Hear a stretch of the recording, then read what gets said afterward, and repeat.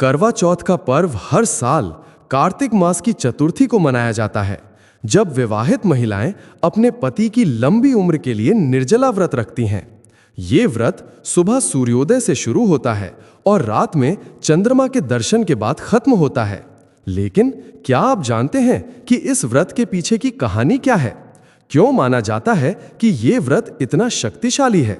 आज हम आपको ले चलेंगे उस प्राचीन काल में, जहां एक साधारण सी लड़की वीरवती ने अपनी भक्ति और प्रेम से इतिहास रच दिया। तो तैयार हो जाइए, क्योंकि ये कहानी आपके दिल को गहराई से छुएगी। करवा चौथ की कहानी। परिचय। करवा चौथ एक ऐसा पर्व है जो भारतीय संस्कृति में पति पत्नी के अटूट प्रेम और विश्वास का प्रतीक है। ये त्योहार विशेष रूप से उत्तर भारत में बड़े उत्साह के साथ मनाया जाता है, जिसमें विवाहित महिलाएं अपने पति की लंबी उम्र और सुखी वैवाहिक जीवन के लिए व्रत रखती हैं। करवा चौथ का व्रत सुबह सूर्योदय से पहले शुरू होता है और रात में चंद्रमा के दर्शन के बाद समाप्त होता है। इस दिन महिलाएं निर्जला व्रत रखती हैं, यानी बिना पानी और भोजन के दिन भर उपवास करती हैं। इस व्रत के साथ कई पौराणिक और ऐतिहासिक कथाएं जुड़ी हैं, जो इस पर्व को और भी खास बनाती हैं। इस लेख में हम करवा चौथ की एक विस्तृत कहानी प्रस्तुत करेंगे, जो इस पर्व की पौराणिक, सांस्कृतिक और सामाजिक महत्ता को दर्शाएगी।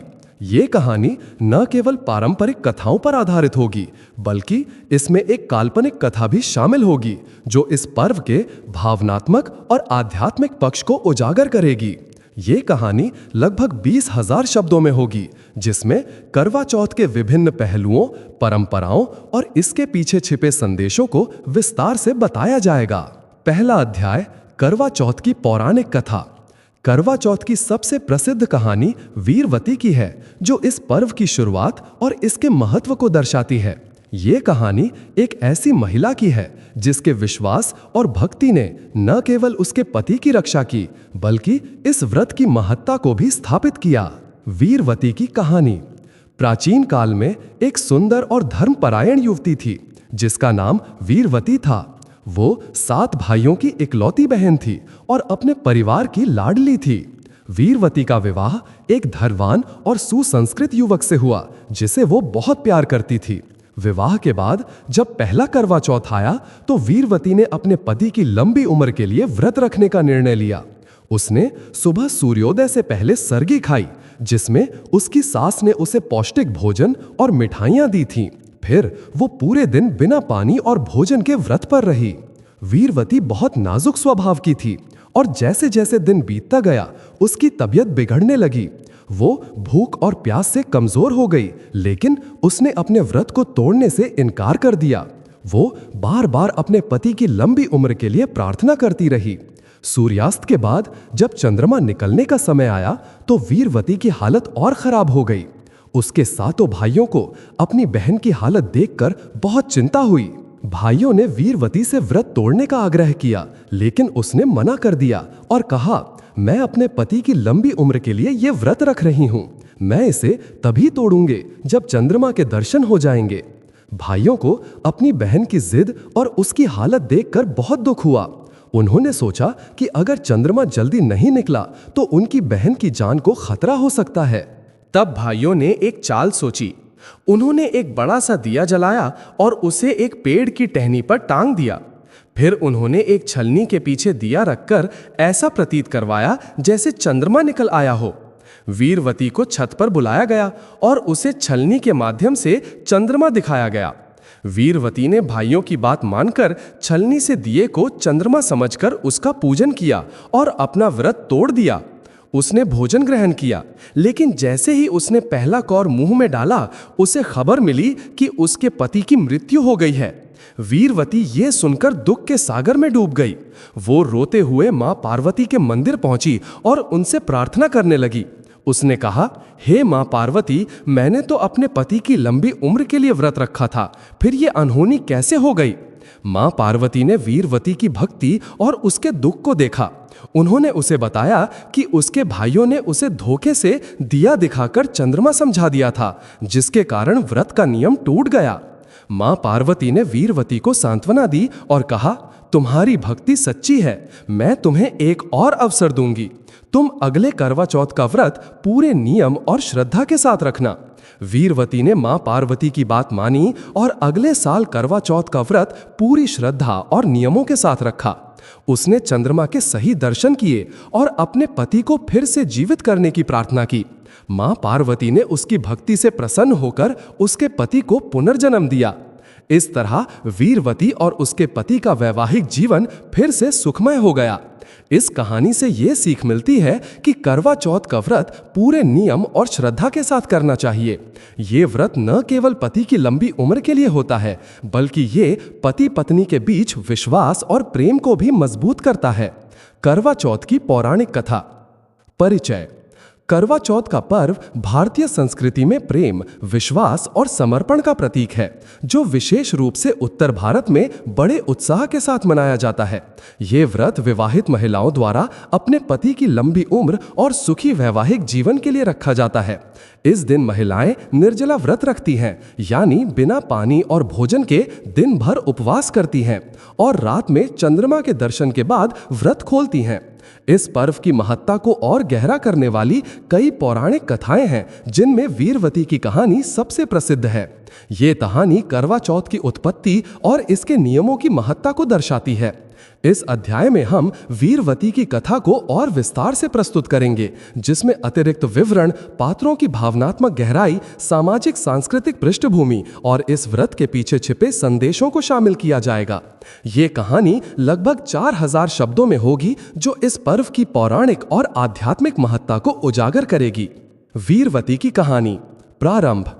प्राचीन काल में यमुना नदी के तट पर इंद्रप्रस्थ नाम का एक समृद्ध और शांतिपूर्ण नगर बसा था। यहाँ के लोग सुख शांति से रहते थे और यहाँ के बाजार रंग बिरंगे कपड़ों, गहनों और मिठाइयों से भरे रहते थे। इसी नगर में एक धनवान व्यापारी धर्मपाल अपने परिवार के साथ रहता था। धर्मपाल के 7 पुत्र थे: यशवंत, विक्रम, सूरज, अमर, नील, रवि और चंद्र, और उनकी एकमात्र पुत्री थी वीरवती। वीरवती अपने परिवार की लाडली थी। उसका स्वभाव इतना कोमल और दयालु था कि लोग उसे देवी लक्ष्मी का अवतार मानते थे। वो सुंदर थी, लंबे काले बाल, गहरी आंखें और एक ऐसी मुस्कान जो सभी का मन मोह लेती थी। वीरवती को बचपन से ही पूजा पाठ और धर्म में रुचि थी। वो अपनी मां सुमित्रा के साथ मंदिर जाया करती थीं और पौराणिक कथाएं सुनती थीं। उसके 7 भाई उससे बहुत प्यार करते थे और उसकी हर छोटी बड़ी इच्छा पूरी करते थे। यशवंत, सबसे बड़ा भाई, उसे अपनी छोटी बहन की तरह प्यार करता था, जबकि सबसे छोटा भाई अमर उसका सबसे अच्छा दोस्त था।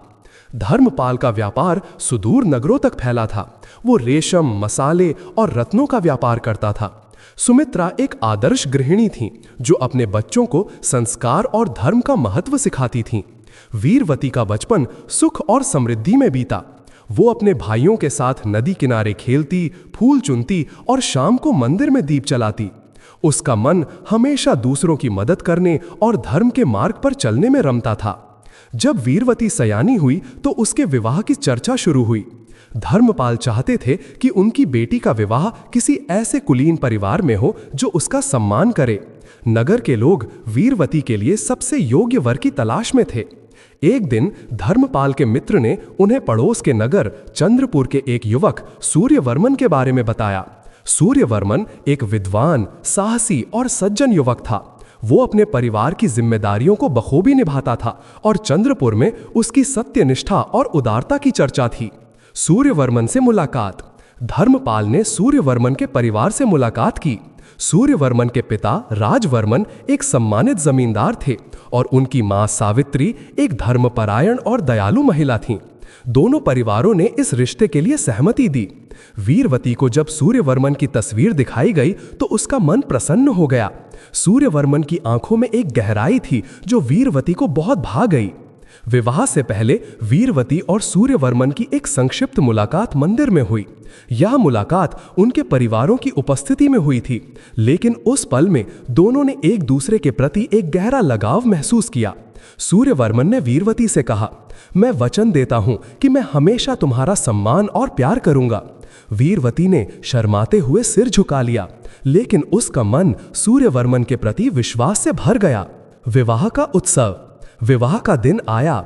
इंद्रप्रस्थ में उत्सव का माहौल था। धर्मपार ने पूरे नगर को सजाया था। बाजारों में रंग बिरंगे फूलों की मालाएं, दीपों की कतारें और मिठाइयों की दुकानें सजी थीं। वीरवती को 16 श्रृंगार में सजाया गया। उसकी लाल जोड़ा साड़ी, सोने के गहने और मेहंदी से सजी हथेलियां देखकर सभी मंत्रमुग्ध हो गए। सुमित्रा ने अपनी बेटी को गले लगाया और कहा, बेटी, तुम अब अपने नए परिवार की बहू बनने जा रही हो। हमेशा अपने पति और ससुराल का सम्मान करना। विवाह समारोह भव्य था। मंत्रोच्चार के बीच सूर्यवर्मन और वीरवती ने 7 फेरे लिए। प्रत्येक फेरे में उन्होंने एक दूसरे के प्रति प्रेम और समर्पण का वचन दिया। वीरवती के भाइयों ने अपनी बहन को विदा करते समय आंखों में आंसू भरे, लेकिन वे खुश थे कि उनकी बहन का विवाह एक अच्छे परिवार में हुआ। विवाह के बाद वीरवती अपने पति सूर्यवर्मन के साथ चंद्रपुर चली गई। चंद्रपुर एक सुंदर और समृद्ध नगर था, जहां की हवाएं फूलों की सुगंध से भरी थीं। सूर्यवर्मन का परिवार बहुत सभ्य था। सावित्री ने वीरवती का बेटी की तरह स्वागत किया। उन्होंने उसे गले लगाकर कहा, बेटी, ये तुम्हारा घर है। तुम यहां हमारी बेटी हो, न कि केवल बहू। सूर्यवर्मन का प्यार और सम्मान देखकर वीरवती का मन प्रसन्न था। वो अपने नए जीवन में रम गई। पहला करवा चौथ, तैयारी। विवाह के कुछ महीनों बाद कार्तिक मास की चतुर्थी तिथि आई। चंद्रपुर में करवा चौथ का पर्व बड़े उत्साह के साथ मनाया जाता था। गलियों में मेहंदी लगाने वाली महिलाएं, रंग बिरंगे करवे बेचने वाले और मिठाइयों की दुकानें सजी थीं। सावित्री ने वीरवती को करवा चौथ के महत्व के बारे में बताया। उन्होंने कहा, बेटी, ये व्रत पति की लंबी उम्र और सुखी वैवाहिक जीवन के लिए रखा जाता है। ये मां पार्वती और भगवान शिव की कृपा से फलदायी होता है। वीरवती ने उत्साह के साथ अपने पहले करवा चौथ का व्रत रखने का निर्णय लिया। उसने सुबह सूर्योदय से पहले स्नान किया और सावित्री द्वारा दी गई सरगी ग्रहण की। सरगी में खजूर, मिठाइयाँ, मेवे और पौष्टिक भोजन था। सावित्री ने उसे एक सुंदर हरी साड़ी और चांदी की चूड़ियाँ भेंट की। उन्होंने कहा, यह तुम्हारे सुखी वैवाहिक जीवन का प्रतीक है। इसे पहनकर व्रत शुरू करो। वीरवती ने अपनी सास का आशीर्वाद लिया और व्रत शुरू किया। व्रत की कठिनाइयां। वीरवती का स्वभाव नाजुक था। वो बचपन से ही थोड़ी कमजोर थी और लंबे समय तक भूख प्यास सहन करना उसके लिए चुनौतीपूर्ण था। सुबह का समय तो आसानी से बीत गया, लेकिन जैसे जैसे सूरज चढ़ता गया, वीरवती को प्यास और भूख का एहसास होने लगा। उसने अपने मन को समझाया, ये व्रत मेरे सूर्यवर्मन की लंबी उम्र के लिए है। मुझे इसे पूरी श्रद्धा के साथ निभाना है। वो अपने घर के छोटे से मंदिर में गई, जहां मां पार्वती और भगवान शिव की मूर्तियां थीं। उसने दीप जलाया, फूल चढ़ाए और मन ही मन प्रार्थना की, हे मां पार्वती, मुझे इस व्रत को पूरा करने की शक्ति देना। मेरे पति को हमेशा सुखी और स्वस्थ रखना। उसकी सास और पड़ोस की महिलाएं भी पूजा में शामिल हुईं। उन्होंने करवा चौथ की कथा सुनाई, जिसमें मां पार्वती और भगवान शिव की महिमा का वर्णन था। दोपहर तक वीरवती की तबीयत बिगड़ने लगी। उसका चेहरा पीला पड़ गया और वो कमजोरी के कारण ठीक से चल नहीं पा रही थी। सावित्री ने उसकी हालत देखी और चिंतित हो गईं। उन्होंने कहा, बेटी, तुम्हारी सेहत ठीक नहीं लग रही। थोड़ा फल खा लो या पानी पी लो। लेकिन वीरवती ने सिर हिलाकर मना कर दिया। उसने कहा, मां, ये मेरा पहला करवा चौथ है। मैं इसे पूरी तरह से निभाना चाहती हूँ। चंद्रमा के दर्शन के बाद ही मैं व्रत तोड़ूंगी। सूर्यवर्मन उस दिन अपने व्यापार के सिलसिले में पड़ोस के नगर गए थे। वीरवती को उनकी बहुत याद आ रही थी। वो सोच रही थी कि अगर सूर्यवर्मन यहाँ होते तो शायद वे उसे व्रत तोड़ने के लिए मना लेते, लेकिन उनकी अनुपस्थिति में उसका संकल्प और भी मजबूत हो गया। उसने अपने मन को दृढ़ किया और पूजा में लीन हो गई। भाइयों की चिंता और धोखा। शाम होने तक वीरवती की हालत और खराब हो गई। सावित्री ने चिंता में वीरवती के मायके को खबर भेजी। वीरवती के सातों भाई तुरंत चंद्रपुर पहुंच गए। उन्होंने अपनी बहन की हालत देखी तो उनका दिल भर आया। यशवंत ने कहा, वीरवती, तुम इतनी कमजोर क्यों हो रही हो? ये व्रत तुम्हारी सेहत के लिए ठीक नहीं है। वीरवती ने मुस्कुराकर जवाब दिया, भैया, ये व्रत मेरे पति के लिए है। मैं इसे नहीं तोड़ सकती। भाइयों ने एक दूसरे की ओर देखा। वे अपनी बहन की जिद और भक्ति को समझ रहे थे, लेकिन उनकी चिंता बढ़ती जा रही थी। अमर ने कहा, हमें कुछ करना होगा। अगर चंद्रमा देर से निकला तो वीरवती की जान को खतरा हो सकता है। भाइयों ने आपस में सलाह की और एक योजना बनाई। उन्होंने एक बड़ा सा दिया जलाया और उसे एक बरगद के पेड़ की ऊंची टहनी पर टांग दिया। फिर उन्होंने एक छलनी के पीछे दिया रखकर ऐसा प्रतीत करवाया जैसे चंद्रमा निकल आया हो।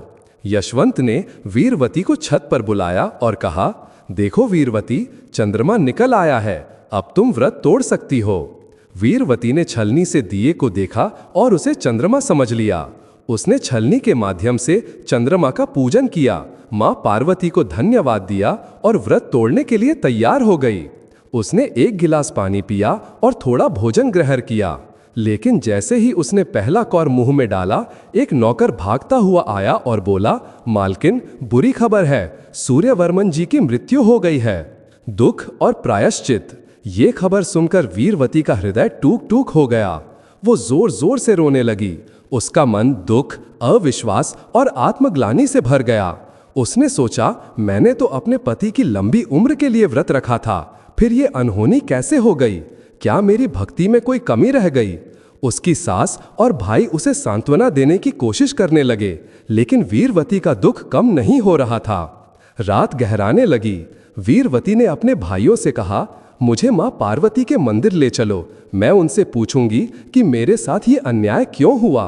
भाई उसे चंद्रपुर के प्राचीन मंदिर ले गए, जहां मां पार्वती और भगवान शिव की प्राचीन मूर्तियां थीं। मंदिर के चारों ओर पीपल के पेड़ थे और एक छोटा सा तालाब था जिसमें कमल के फूल खिले थे। वीरवती ने मूर्ति के सामने सिर झुकाया और रोते हुए प्रार्थना की, हे मां पार्वती, मैंने आपके सामने अपने पति की रक्षा के लिए व्रत रखा था, फिर मेरे साथ ये अनहोनी क्यों हुई? मां पार्वती का दर्शन। वीरवती की सच्ची भक्ति और आंसुओं ने मां पार्वती का हृदय पिघला दिया। मंदिर में एक दिव्य प्रकाश फैला और मां पार्वती की मूर्ति में से एक मधुर स्वर गूंजा। मां पार्वती ने कहा, वीरवती, तुम्हारी भक्ति सच्ची है, लेकिन तुम्हारे भाइयों ने तुम्हें धोखे से दिया दिखाकर चंद्रमा समझा दिया। इससे व्रत का नियम टूट गया और ये अनहोनी हुई, लेकिन तुम निराश न हो, तुम्हारी भक्ति ने मुझे प्रसन्न किया है।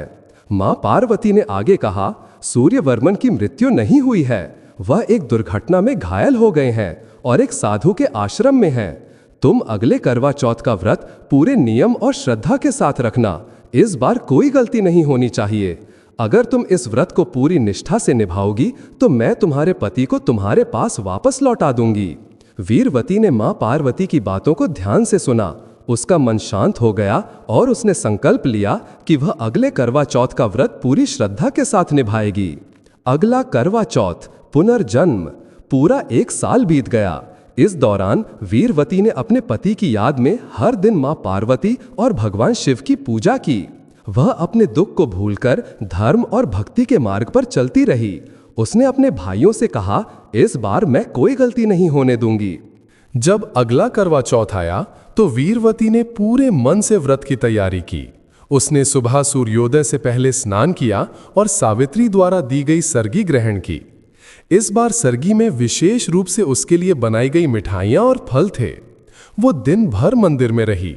उसने एक मिट्टी के करवे में जल भरकर उसका पूजन किया और मां पार्वती की कथा सुनी। उसकी सास और पड़ोस की महिलाएं भी उसके साथ थीं। वीरवती ने अपने मन में बार बार सूर्यवर्मन को याद किया और उनकी सलामती के लिए प्रार्थना की। उसने अपने भाइयों से कहा, इस बार मैं तब तक इंतजार करूंगी जब तक चंद्रमा साफ दिखाई ना दे। शाम को जब चंद्रमा निकला तो वीरवती ने छलनी से चंद्रमा के दर्शन किए। उसने सूर्यवर्मन की तस्वीर को छलनी से देखा और प्रार्थना की, हे मां पार्वती, मेरे पति को वापस लौटा दो, मैं उनके बिना अधूरी हूं। उसकी प्रार्थना इतनी सच्ची थी कि मां पार्वती ने उसकी पुकार सुन ली। चमत्कार और पुनर्मिलन। कुछ दिनों बाद एक चमत्कार हुआ। सूर्यवर्मन, जिनकी मृत्यु की खबर आई थी, जीवित वापस लौट आए। पता चला कि वो उस दिन एक व्यापारिक यात्रा के दौरान एक जंगल में डाकुओं के हमले में घायल हो गए थे। एक साधु ने उनकी जान बचाई और उन्हें अपने आश्रम में ले जाकर उनका इलाज किया। सूर्यवर्मन ने जब होश संभाला तो वो अपने घर लौट आए। जब वीरवती ने अपने पति को जीवित देखा तो उसकी आंखों में खुशी के आंसू छलक पड़े। उसने सूर्यवर्मन को गले लगाया और मां पार्वती को धन्यवाद दिया। सूर्यवर्मन ने वीरवती की भक्ति और प्रेम की कहानी सुनी और उसका सम्मान और बढ़ गया। उसने कहा, वीरवती, तुम्हारी भक्ति ने मुझे नया जीवन दिया है, मैं हमेशा तुम्हारा साथ दूंगा। कहानी का संदेश। वीरवती की कहानी हमें सिखाती है कि सच्ची भक्ति और विश्वास किसी भी मुश्किल को पार कर सकता है।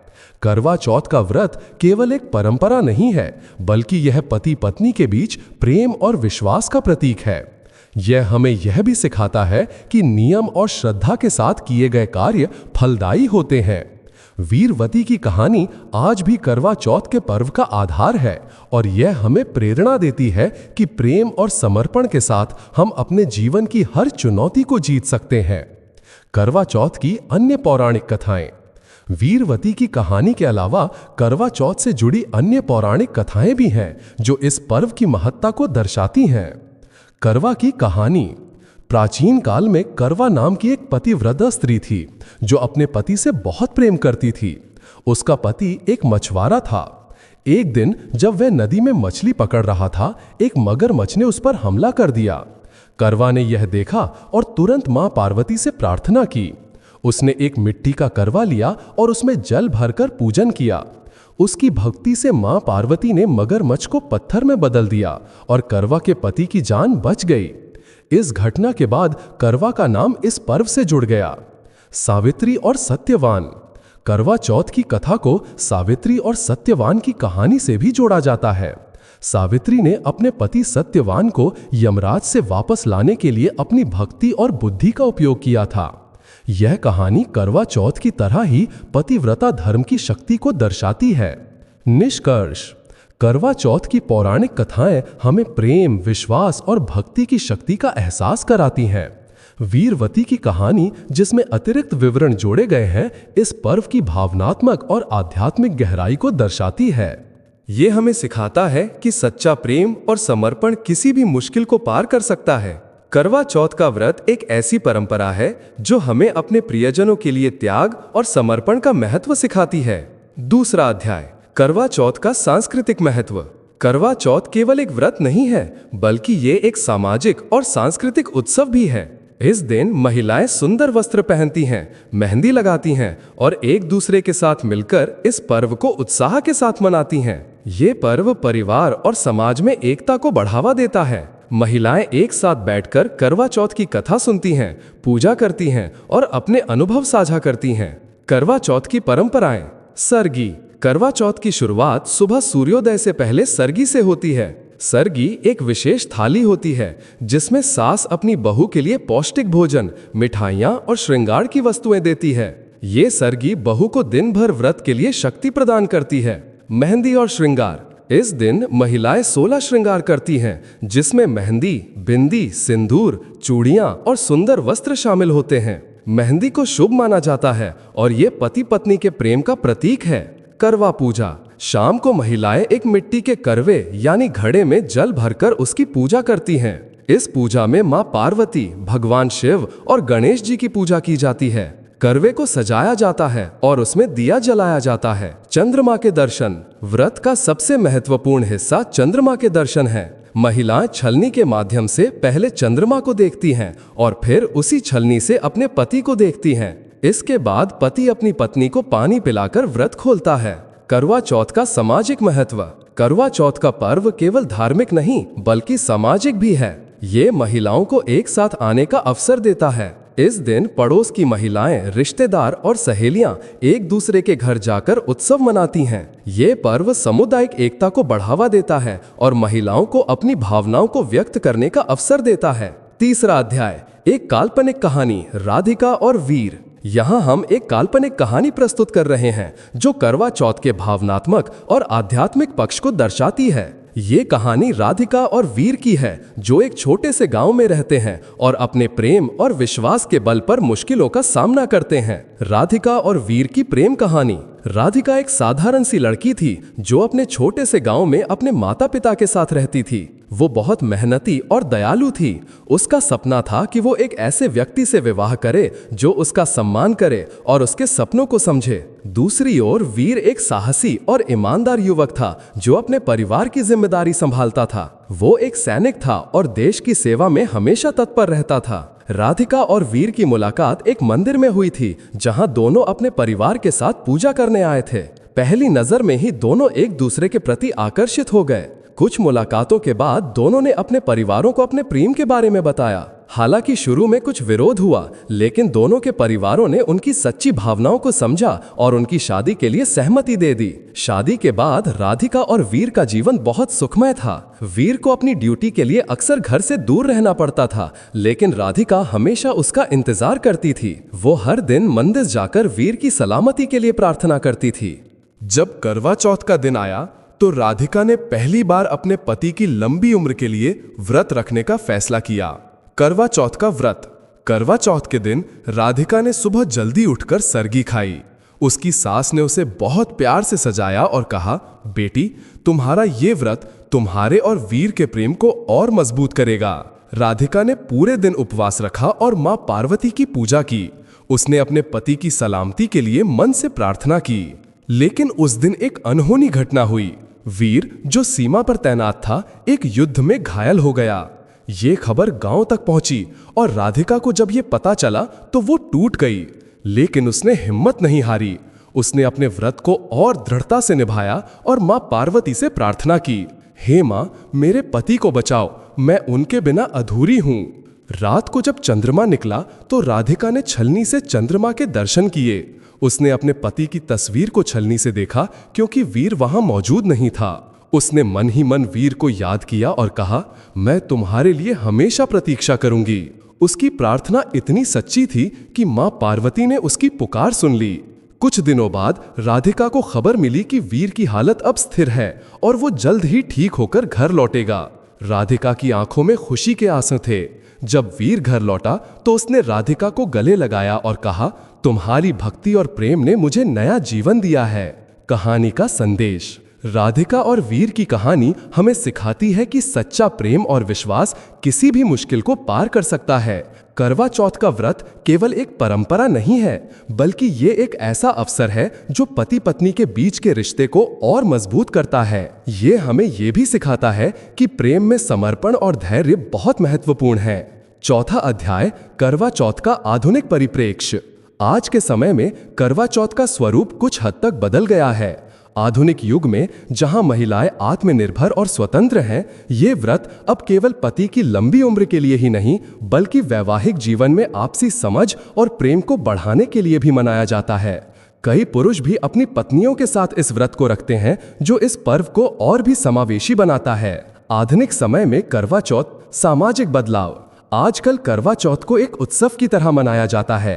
महिलाएं इस दिन को अपने दोस्तों और परिवार के साथ उत्साहपूर्वक मनाती हैं। सोशल मीडिया पर मेहंदी की तस्वीरें, करवा चौथ की थाली और सज सवर की तस्वीरें साझा की जाती हैं। पुरुषों की भागीदारी। कई पुरुष अब अपनी पत्नियों के साथ व्रत रखते हैं, जो इस पर्व को लैंगिक समानता की दिशा में एक कदम बनाता है। ये दर्शाता है कि प्रेम और समर्पण दोनों तरफ से होना चाहिए। आधुनिक चुनौतियां। निर्जला व्रत रखना हर किसी के लिए आसान नहीं होता, खासकर उन महिलाओं के लिए जो कामकाजी हैं या जिनकी सेहत ठीक नहीं है। इसलिए आजकल कई महिलाएं अपने स्वास्थ्य को ध्यान में रखते हुए फलाहारी व्रत रखती हैं। करवा चौथ और नारी सशक्तिकरण। करवा चौथ को अक्सर कुछ लोग रूढ़िगत मानते हैं, लेकिन इसका एक सकारात्मक पहलू भी है। ये महिलाओं को अपनी भावनाओं को व्यक्त करने का अवसर देता है। ये पर्व महिलाओं को उनके परिवार और समाज में उनकी भूमिका को महत्व देने का मौका देता है। ये हमें ये भी सिखाता है कि प्रेम और समर्पण में कोई बंधन नहीं होता। निष्कर्ष। करवा चौथ एक ऐसा पर्व है जो भारतीय संस्कृति की गहराई को दर्शाता है। ये केवल एक धार्मिक अनुष्ठान नहीं है, बल्कि ये प्रेम, विश्वास और समर्पण का उत्सव है।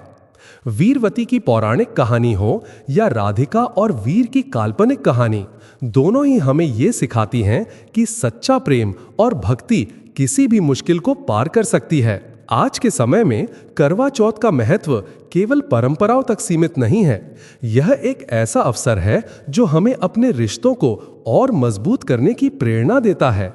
चाहे वो पति पत्नी का रिश्ता हो या परिवार और समाज का। यह पर्व हमें एकता और प्रेम का संदेश देता है।